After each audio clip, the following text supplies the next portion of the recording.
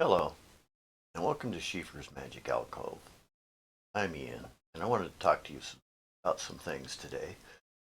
I realized my Kundalini videos weren't hitting the right note that I wanted, so I decided I better step back first and take a look at some things and try and remove some misconceptions that I might have. So we're going to start right off with the big thing of gurus, guru worship, which is um, not necessarily included in Kundalini yoga, but can be. And what that really means, that does not mean turning yourself over to an individual completely. The idea is that the guru represents a force. The guru is the force. The force of the guru comes through the human being that you see as the physical guru. It is to be assumed that the guru is perfect and cannot make an error. That does not mean you should believe that the man or woman that is pulling through that force cannot make a mistake. Confusion becomes when people worship the person and the personality and not the guru force behind it.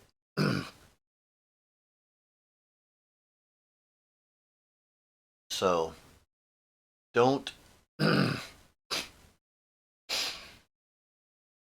you may use a guru or work with a guru, but this whole idea of giving your all to anything that would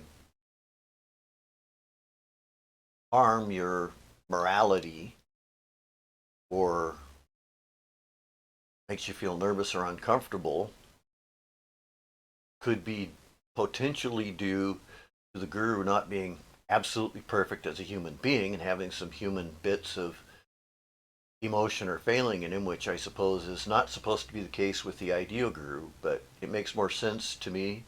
You're worshiping the prototype of the guru, not the person's body or the person, what you would perceive as their personality, which may be separate from the guru. If this makes sense to people.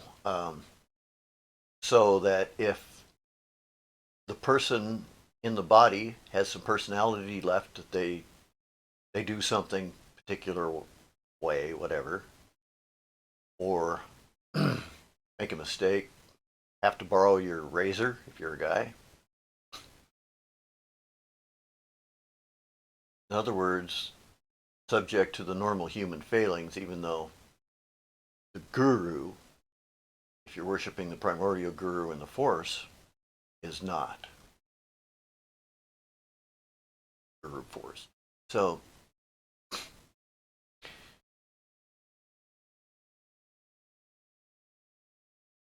yeah, if a guru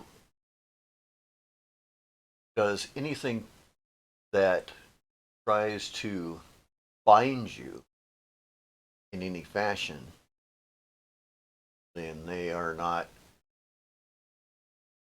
proceeding from a place of enlightenment general, unless they're trying to help you to control some things. Some people need a certain amount of control and discipline. I need more control over my thoughts, for example. So a person can do proper guru worship without doing anything that would actually offend Western sensibilities if they understand what they're doing.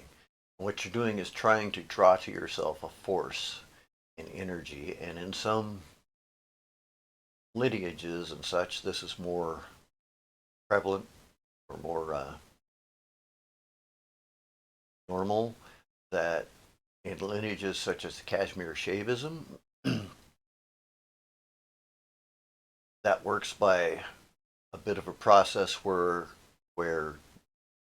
you can receive energy from the guru naturally because the guru has potentially developed his energy if you're talking about a real guru, and you can get this from him, and this energy will go through you and hopefully provide a certain amount of heading towards enlightenment. Tend to make you go that direction and be an actual developmental energy, an actual process taking you closer towards what people call enlightenment.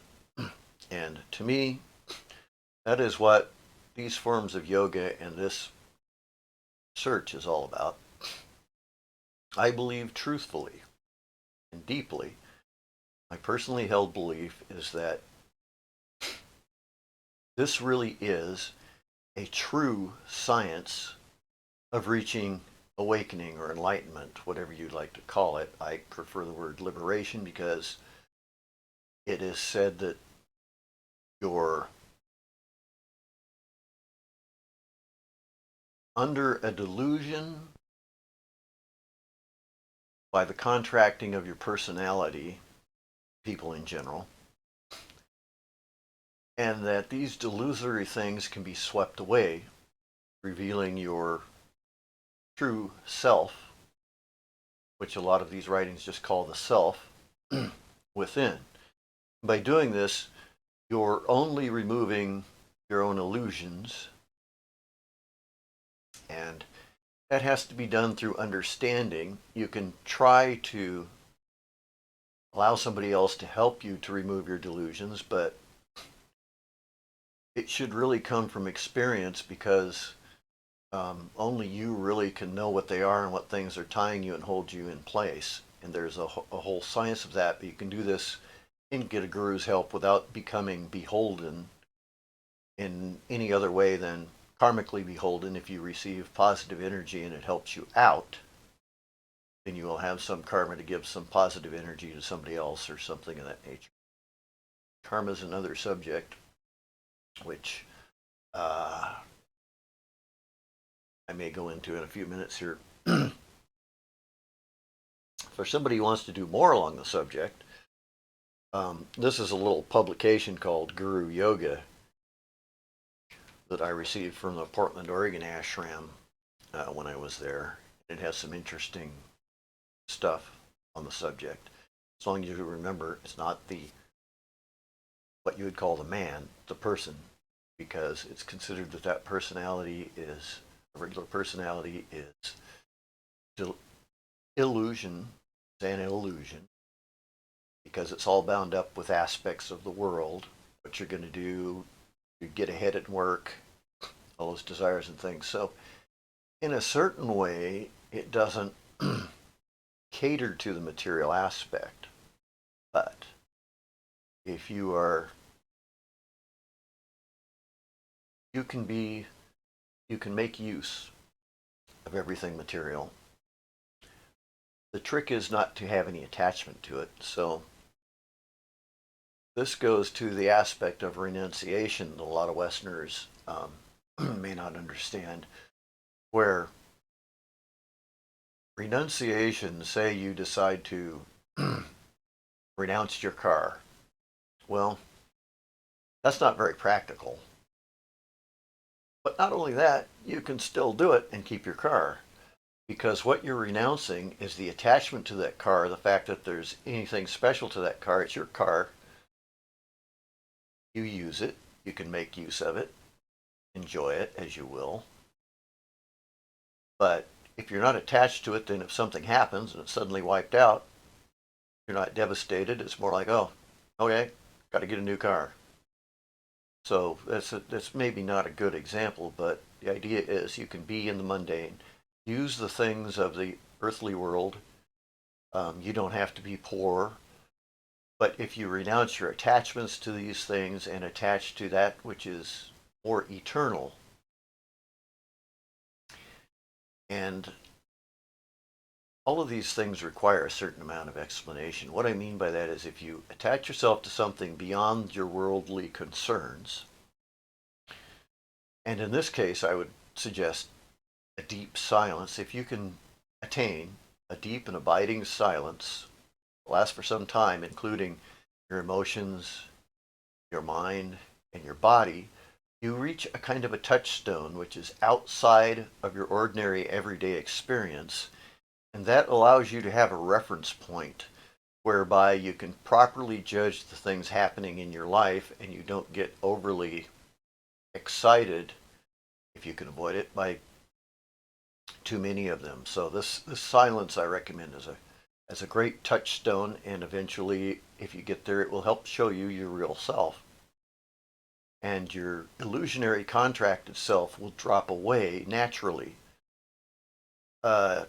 Trying to remove yourself, remove your ego, all that stuff, that is kind of an adversarial approach, which I don't feel works very well. You need to reach the point where you mature beyond having some of these limitations and you just understand that they need to be dropped, and then you drop them. It takes reaching the point of understanding that. So I'd recommend in all this stuff that you can take a guru's recommendation for sure, especially if it's a good guru and a good recommendation. But yeah, you don't have to like give your stuff away to the guru or give your stuff away or things like that if you have the proper understanding. And ideally, if you have the proper guru, that guru will have the proper understanding and won't have any selfish motivations. And that's what you need if you find a guru without the selfish motivations. But if you stay with your touchstone of maintaining silence, and then you manage to consider any actions of the guru or anybody else's from that standpoint, get a much more proper understanding. You're beholden to somebody. I mean, there's a certain amount of beholdenness that you would have to anyone who becomes your friend, for example. It's just normal to respect the person and such. So I have the utmost respect for these teachings and these gurus. And I wanted to mention some other things about gurus while we were at it. Now, the lineage, part of the lineage that I received Shaktipat from Swami Nityananda in the Portland Ashram. This goes back to Swami Muktananda, Swami Nityananda, and I have to point out that there are a zillion Nityanandas out there and a zillion Swami Nityanandas, so you got to know which specific one. This is the guy I'm talking about. A little hard to see with the glare in here, but this guy was rather an enigma.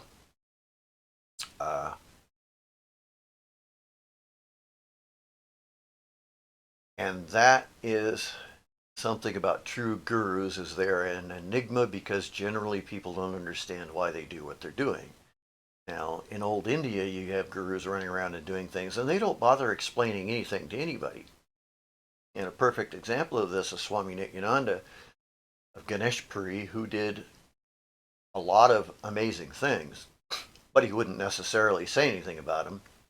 And one of the ones that is memorable because it shocked everybody, and I don't know time period when this is. This was not a huge amount of time back, 1920s, 1930s, 40s, some time about then. So this has been relatively recent history. He, according to the story, in a book about him, did I have that book out here? I guess I don't right at the moment. He reportedly walked up to somebody at one time, this woman, walked up to her, didn't know her, never seen her before, rudely squeezed her breasts, and then walked away. And everybody was shocked, and she was shocked. It turns out she had a problem with her breast milk and feeding her children, and he was curing her, but he didn't bother to tell her. So you can imagine by Western standards, and even by their standards at the time, that was like, you did what? Horribly rude. So you can't always judge things by their surface appearances, especially when you're talking about stuff from India and Tibet. You're talking about completely different cultures. And you need to try to understand that culture, because just putting it off aside and saying, we know better as Westerners, well, that's all great to take a self-important stand like that. But if you think these people have been doing this for thousands and thousands of years, some of these are really ancient texts and writings, and the tantras, they're really have this down to an actual science. But you have to be able to get yourself enough into the headspace of the culture to understand what they're talking about. And even, especially since a lot of people in that culture who aren't really esoterically inclined and aren't inclined to wholeheartedly seek out enlightenment themselves, misunderstand a lot of these things. Probably because they're in their culture and the attitude is to treat the guru as if the human being is perfect, and treat them as if they're perfect and do everything they say and all that, which is an ideal metaphor. But how can you be sure until you get to that point that you have a guru who's really enlightened and is not out for his own personal benefit? So, as long as you can keep that in mind and work with the force and work with the energy. Now, with this Kashmir Shaivism type of thing, like I was mentioning, or Trika Yoga, or what Swami Chitanananda does, they have an open eye meditation in the Portland ashram that I really like, where a bunch of people sit down. The guru comes up on stage, sits down. He's elevated a little bit above everybody, as is normal for a guru on a platform, so he can look out and see everybody. And then everybody sits there. 20 minutes, 30 minutes, 45 minutes, whatever. And what is happening, though it appears to be nothing on the outside, is the guru is purposely transmitting this divine energy he's in touch with. He's transmitting it to the crowd. And the guru is the channel for this, but the guru is not directly the energy itself in the sense that the energy is intelligent and it does what it should. The Kundalini is a somewhat unique experience where the energy itself can guide you and guide itself, but you have to trust it and let it do it, and that's a whole nother subject. As far as the gurus go, there have been a lot that have actually succeeded in this by various means. Now, Swami Nityananda was an interesting example because he claims no guru. In other words, he didn't have a guru before him to give him the lineage, but he certainly had the energy, has it, and can pass it on. And I can't tell you how you know that. The only thing I can say is that when you feel it, know it. It's kind of like, you know, they always use the analogy of trying to explain color to a blind man or something, but that's really a self-serving quote too. But the thing is, if you get it, you'll know it. You won't have doubts about it in particular. And so we'll go on to some other saints and such. Swami Muktananda of Ganeshpuri was also considered a modern Indian saint, and he wrote a bunch of books on the subject, which are very interesting. And it's said that people receive Shaktipat from one of his books, which means that if you try to understand this book from his point of view when he's writing it and absorb this, you can get an energy transfer from his writing. Now, we won't belabor that point or argue whether or not it happens. It is claimed.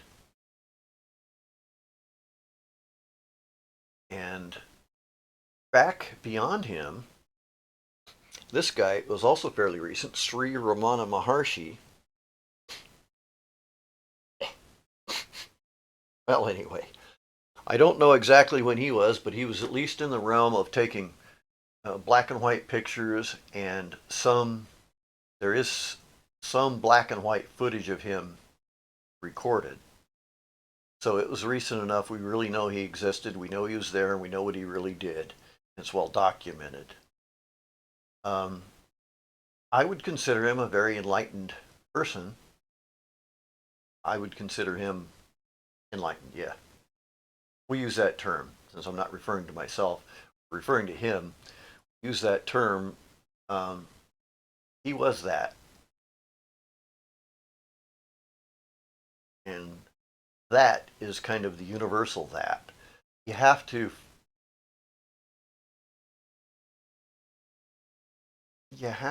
follow up deeply to really understand what some of this stuff means. And Sri Ramana Maharshi was quite an interesting fellow who also got enlightened fairly young, and again he went to a few temples first and then just kind of became enlightened on his own, and then went out and parked himself on a hill and sat there and did his thing for the rest of his life. But he's one whose words can really lead you to the truth. Now, if you don't like the whole guru idea, you might try following the teachings of Eckhart Tolle, who had his enlightenment through basically he went through a total horrible uh, experience where he said he didn't like himself. He couldn't stand himself, as if there were two of him. And that apparently was the beginning of freeing him from his false self. So, in a lot of ways, that's what this path is. It's freeing yourself from all those false things you think you have. And the only way for me to do that is to come to a gradual understanding and realization of what those things are. You can't just have somebody tell you, you need to do this and you need to do that. I mean, they can, and it might even be accurate, but if you don't deeply understand the purpose of it, and it be a true purpose, not based on anything else, then you can drop it and let it go, and you know it's false, and there are no conundrums, there are problems.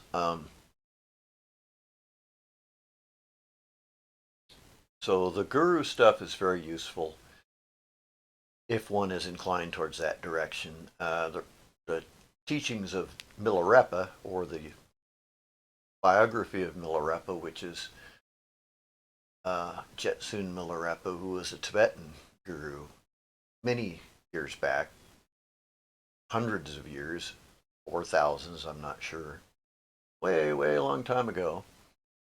He went through a similar process as the tantric stuff recommends, and the tantric writings, which are not about sex in this example.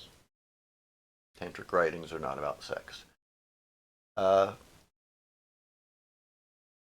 it is a core body of important work, which I feel is incredibly valuable to have found. I'm very glad I have found it. And somebody might ask me what my qualifications are to speak about it. And I'm going to say I have none.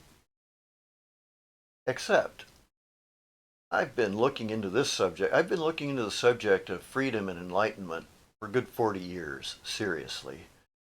And the last 20 years, I've been seriously trying to learn about this yoga and the tantras and the things without becoming a Hindu scholar. I haven't done that yet, so I can't translate things. But I think that amount of time spent reading and working on this seriously and trying to use it for a good purpose entitles me to some type of an opinion on the subject. Even if I can't say, oh, I have such and such a guru and he says this and that. So that covers most of the stuff. I didn't want to go too much into guru stuff, except that people are going to run into it if you start studying the Indian and Tibetan traditions. And the trick is not to fall into any of those things. Keep your, and silence is a good touchstone, but it, for some people it will be more difficult, and some people it will be less difficult to accomplish.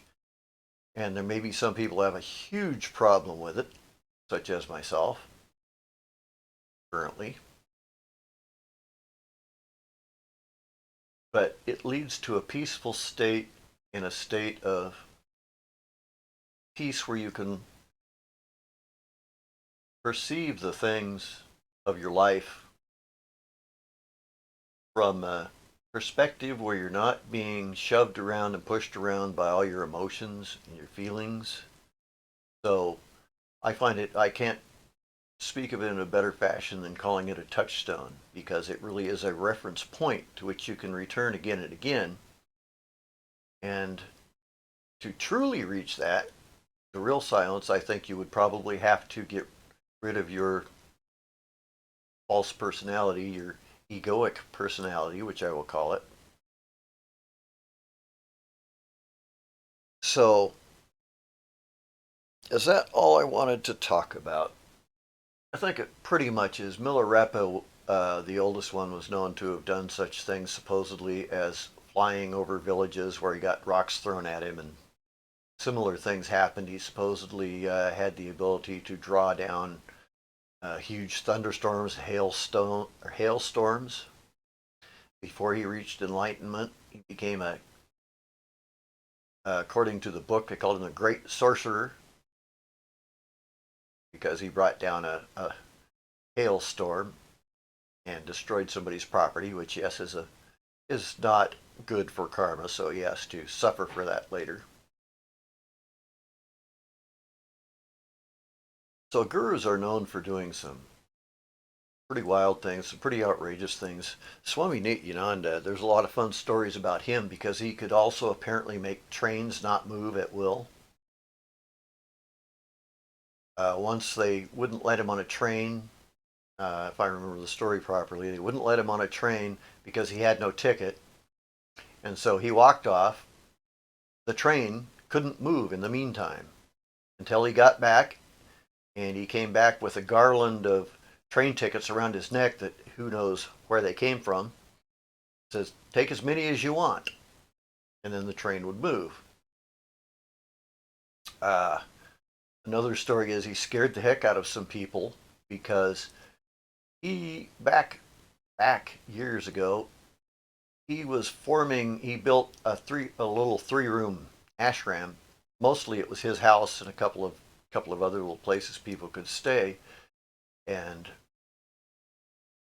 that kind of got it all started. But apparently government officials got worried about where he was getting the money from to do all this building and stuff that was being done. So the story goes that he said, come with me, I'll show you. He took them into the woods, dove down to the bottom of a deep river full of crocodiles, pulled up a bag of money from the bottom and said, here it is. At which point I believe that they ran off. Became afraid and ran off. Um,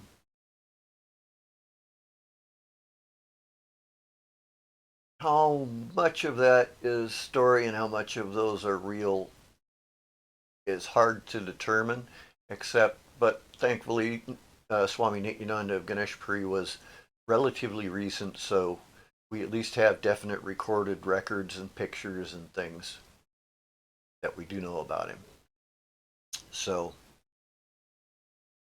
I have plenty of respect for the gurus and this pathway, and I want to make sure that I portray that. So I wanted people to have an idea of what I interpret as enlightenment is clearing away, reaching the, call it the one or the self, which is really the real you below all the surface stuff that has been put into you by culture, by society, cleaning all that stuff out. And that is one of the ways you clear things away for the Kundalini to arise and then that process of enlightenment to begin. And we might talk some more about at another time some more of these Kundalini experiences that some of these Swami Muktananda wrote about his directly. One of the very few that had been known to write it down because it had been passed from mouth to ear for years and years. And then even at that, they consider it sacred and not to speak about what happens to you in your meditation. So I think that's about it for this video. I wanted to go a little bit into karma, I guess, before I'm done, to dispel the notion that karma is a being punishing somebody. When you talk about karma, people seem to have the mistaken impression that associated with it somehow is some being that punishes you for doing things wrong, or some force or something. And it's not like that at all. Karma is more automatic and it's not personal. Karma is an interplay of forces. It's like if you step off a cliff without a parachute or anything, it generally doesn't matter whether you believe in karma, you'll still hit the bottom. And it's exactly like that. You can't ignore gravity because you don't like it. It's there. And karma is like that. You can say you don't believe in it, you can say you don't like it, but it's just forces that balance out. And when you put some energy out, it's going to make ripples everywhere, and that's going to come back to you in some form or another. You can even see that with ripples in a pond when they got and bounce back to the inside from the outsides. If they're in a small enclosed area, waves will bounce. And it's kind of the same thing with karma. Karma happens to you as a direct result of forces that you have started in motion or continued in motion or whatever, but they're forces that you have set in motion one way or another, and it's just the motion. It continues. They come back to you in one way or another. Like I say, it's not, if you step off a cliff and you fall to the ground, gravity doesn't want to kill you. The ground doesn't want to kill you. It just kind of happens. So karma is like that. It's not really judgmental. You get what you deserve, yes, but as a result of the energy you put out and the things you're doing out in the world. So, and it's not 100%. Sometimes it takes years and years for karma to come back. Some say it takes lifetimes potentially if it's not worked out. And I have no thoughts on that since, you know, that's a whole nother subject anyway. So, yeah, karma is just what you put out there coming back to you.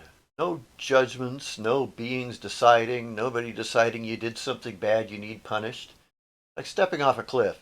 Yeah, you did something bad, you're going to die. It's not personal. Cliff doesn't object to you. The ground doesn't object to you. The air that you fall through doesn't care. It just is. All right.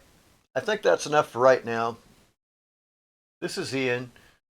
Thank you for watching my video, and please respond with any questions you might have. Thank you.